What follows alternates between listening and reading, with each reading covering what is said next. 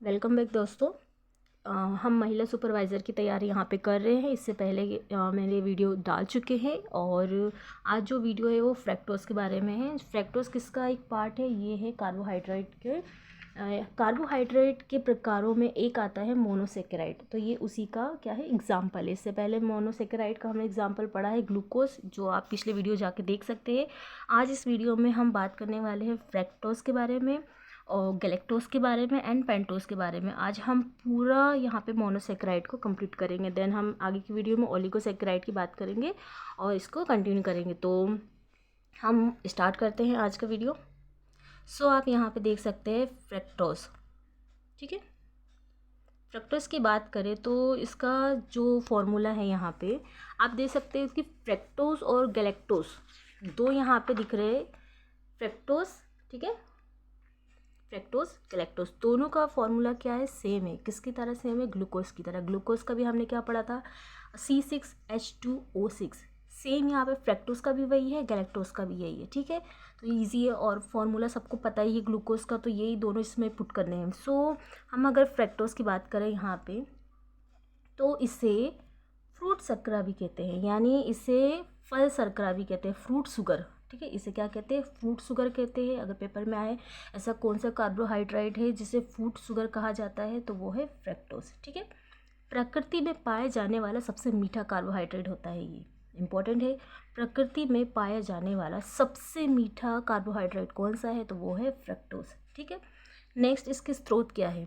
अब इसकी स्रोत की अगर बात करें हम तो यहाँ पे आप देख सकते हैं फलों में, जैसा कि इसको नाम दिया गया है फ्रूट सेक्राइड, ठीक है। फलों में पाया जाता है, शहद में पाया जाता है और गन्ना में पाया जाता है। अब फ्रूट्स की अगर हम यहाँ बात कर रहे हैं, आप देखिए अगर हम यहाँ फ्रूट्स की बात कर रहे हैं, बट यहाँ पे फ्रूट्स में एक आ जाता है फलों में कि अंगूर, ठीक है, अंगूर आ जाता है। एक अपवाद है कि अंगूर जो फल है, ठीक है, फल है, हमें पता है फ्रैक्टोज की हम बात करें, फल की बात करें, बट अंगूर जो फल है उसमें क्या होता है? फ्रैक्टोज नहीं, उसमें होता है ग्लूकोज, ठीक है। अंगूर में ग्लूकोज होता है, ये याद रखिएगा, अंगूर में क्या होता है? ग्लूकोज। तो ये फ्रैक्टोज था, इसमें कुछ ज़्यादा नहीं पूछा जाता है। इसमें पेपर में हमेशा ये चारों ही पूछे जाते हैं कि इसका फॉर्मूला बताइए और फ्रूट शर्करा किसे कहते हैं, यानी फ्रूट शुगर किसे कहा जाता है, और प्रकृति में पाया जाने वाला सबसे मीठा कार्बोहाइड्रेट कौन सा है, एंड इसके स्रोत में कभी कभी पूछा जाता है कि फ्रैक्टोज के निम्न में से फ्रैक्टोज के कौन एग्जाम्पल है, ठीक है, स्रोत है, तो टिक कर ही इस टाइप का था। और ये इंपॉर्टेंट होता है, ये हमेशा पूछा जाता है कि अंगूर जो कि फल है इसमें कौन सा कार्बोहाइड्रेट या इसमें क्या होता है, इसका फॉर्मूला भी पूछ सकते हैं, ग्लूकोज या डायरेक्ट नाम दे सकते हैं, ठीक है। नेक्स्ट हम बात करें गैलेक्टोज की, तो यहाँ पे देखिए इसका भी फॉर्मूला क्या है? सेम है, C6H2O6, ठीक है, सेम फॉर्मूला इसका भी है। बट अब यहाँ पे ये इंपॉर्टेंट है, इसे ध्यान से पढ़ना। ब्रेन शुगर या मस्तिष्क शर्करा भी कहते हैं, ठीक है। गैलेक्टोज है, इसे हम मस्तिष्क में यहाँ आप देखिए यह मस्तिष्क में पाया जाने वाला हार्मोन से। गैलेक्टोज कहाँ होता है? गैलेक्टोज कहाँ होता है? गैलेक्टोज होता है मस्तिष्क में। कहाँ होता है ये? कहाँ मिलता है हमें गैलेक्टोज? ये हमें, जैसे अभी हमने ऊपर पढ़ा था कि फ्रैक्टोज कहाँ मिलता है? फलों में मिलता है, ठीक है। गैलेक्टोज कहाँ मिलता है हमें? ये पाया जाता है मस्तिष्क में पाया जाता है। इसे हम क्या कहते हैं? इसे किस नाम से और जाना जाता है? इसे ब्रेन शुगर भी कहते हैं, ठीक है, या हिंदी में हम बोले तो मस्तिष्क शर्करा भी कहते हैं, ठीक है। ब्रेन शुगर या मस्तिष्क शर्करा हिंदी में, तो यह मस्तिष्क में पाया जाता है, ठीक है। यहाँ तक सबको समझ में आया? अब ध्यान से सुनिएगा। गैलेक्टोज मस्तिष्क में एक प्रोटीन बनाता है।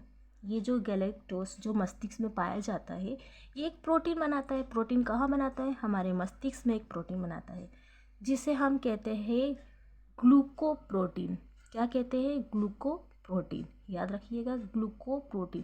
पेपर में पूछा जाता है कि मस्तिष्क में गैलेक्टोज कौन सा प्रोटीन बनाता है, या फिर ये पूछा जा सकता है कि ग्लूकोप्रोटीन कहाँ बनता है, ठीक है। तो अब हम आगे पढ़ते हैं कि गैलेक्टोज जो है मस्तिष्क में एक प्रोटीन बनाता है जिसे हम ग्लूकोप्रोटीन कहते हैं, जो निर्माण करता है LH और FSH हार्मोन्स का, ठीक है। यहाँ तक आया समझ में? फिर से देख लीजिए। गैलेक्टोज है जो मस्तिष्क में पाया जाता है और ये एक प्रोटीन बनाता है जिसका नाम है ग्लूकोप्रोटीन, और ये ग्लूकोप्रोटीन क्या करता है, ये हार्मोन्स बनाता है। कौन सा हार्मोन्स बनाता है, LH और FSH। अब इन दोनों का फुल फॉर्म क्या है, मैंने इन दोनों का फुल फॉर्म भी यहाँ पे लिखा है, ल्यूटिनाइजिन एंड फॉलिकल। ठीक है, यहाँ पे ये था इसका। अब यहाँ पे देखिए FSH का है फॉलिकल इस स्टिम्युलेटिंग हार्मोन्स। ठीक है, ये हार्मोन्स प्रजनन में अंडाशय, हमारे जो प्रजनन का जो होता है डेवलप जो होता है वो किसके थ्रू होता है, वो होता है FSH के थ्रू। ठीक है, ये बात याद रखिएगा। और LH के पेपर में अगर पूछा जाए कि ऐसा कौन सा हार्मोन है जो हमारे प्रजनन में अंडाशय या अंडाशय बनाने में काम आता है या प्रजनन में हमारी हेल्प करता है, तो वो हो गया LH और FSC। यहाँ तक सबको क्लियर है? अगर कुछ भी डाउट आता है तो कमेंट्स में बताइएगा, मैं उसको क्लियर करने की पूरी कोशिश करूँगी। ठीक है, आगे बढ़ते हैं हम पेंटोस के ऊपर। पेंटोस की हम बात करें, अगर हम पेंटोस की बात करें तो आप यहाँ ऊपर देखिए, हमने अभी फ्रैक्टोस पढ़ा जिसका फॉर्मूला था C6H2O6।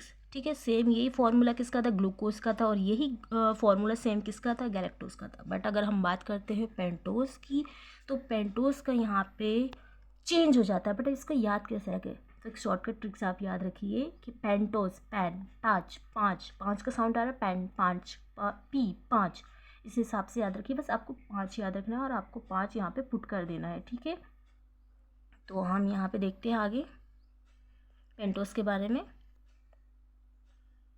तो यहाँ पे इसका फॉर्मूला है C5H10O5। ठीक है, आपको सिर्फ पेंटोस यानी 5 याद रखना है, 5 इस हिसाब से, और ये आपको 5 मूव करना है। यहाँ पे हमारा कार्बोहाइड्रेट का फॉर्मूला क्या है, चलिए बताइए कार्बोहाइड्रेट का फॉर्मूला क्या है। कार्बोहाइड्रेट का फॉर्मूला है CnH2ON।